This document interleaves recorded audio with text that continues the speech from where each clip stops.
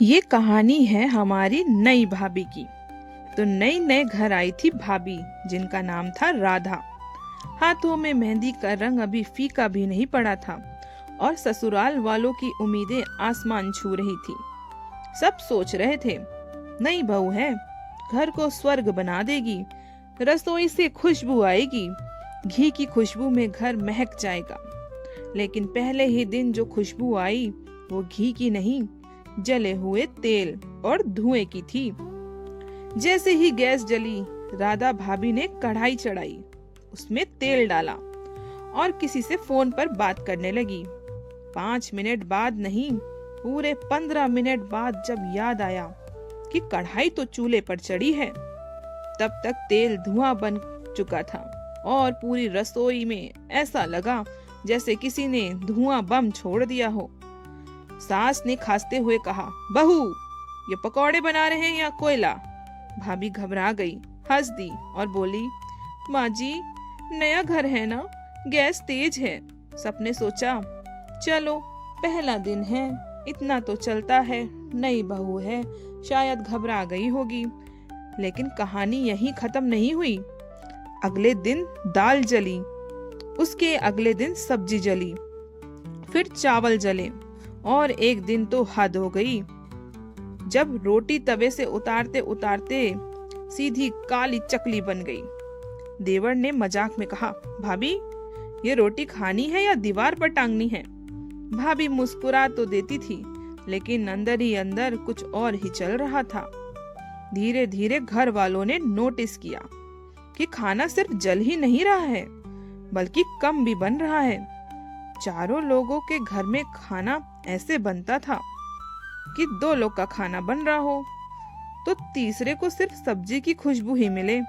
जब कभी पूछा जाता तो जवाब मिलता, मुझे खाने का अंदाजा नहीं है माँ जी, या मेरा हाथ छोटा है, या आज तो डाइट का जमाना है आजकल।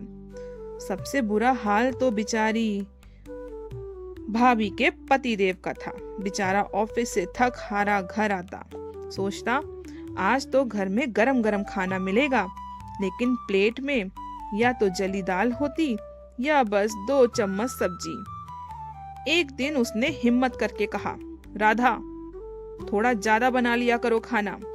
भाभी ने बिना ऊपर देखे कहा, आपको भूख ज्यादा लगती है, ये मेरी गलती नहीं है। पति बेचारा चुप हो गया।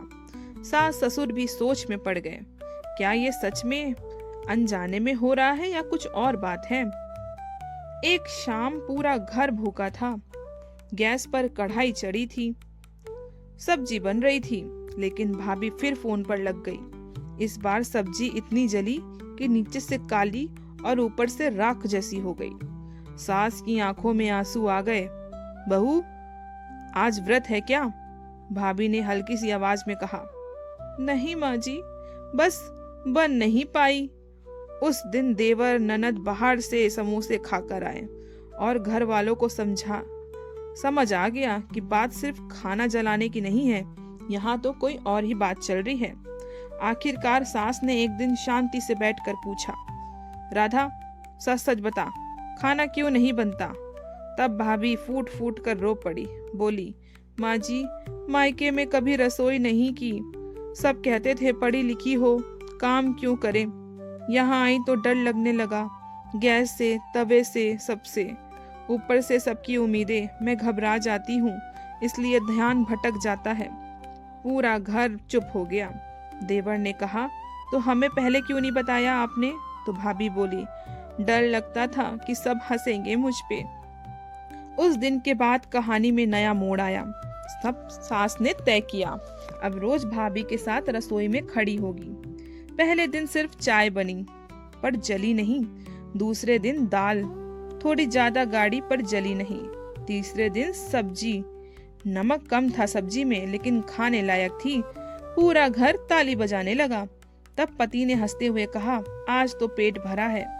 भाभी की आंखें चमक गई। कुछ महीनों बाद वही भाभी जिसने रसोई डरते डरते संभाली थी, वही भाभी पूरा घर खिलाने लगी। आज भी कभी कभी सब्जी जल जाती है तो देवर बोलता है, भाभी, पुरानी यादें ताजा हो गई। सब हंसते हैं, भाभी भी हंसती है और कहती है, गलती से जला, इरादे से नहीं। और इस तरह जिस घर में कभी जले खाने की बदबू थी, अब वहां समझ, धैर्य और हंसी की खुशबू फैल गई, क्योंकि हर जली हुई रोटी के पीछे कभी कभी डर छुपा होता है, और उस डर को प्यार से हटाया जाए तो रसोई भी सीख जाती है मुस्कुराना। अगर आपको हमारी ये कहानी अच्छी लगे तो वीडियो को लाइक